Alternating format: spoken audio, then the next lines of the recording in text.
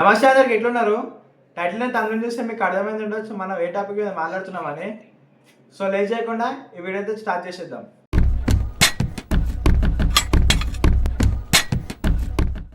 So చాలా మందికి doubt ఉంటుంది.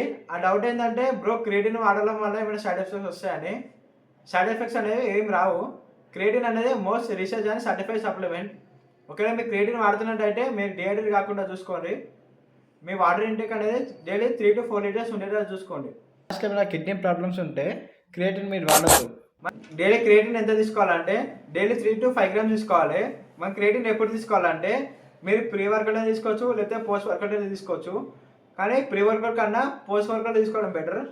మీరు పోస్ట్ వర్కౌట్లో మంచి క్రియేటిన్తో మంచి కాప్సూల్స్ ఉండేటట్టు చూసుకోవాలి.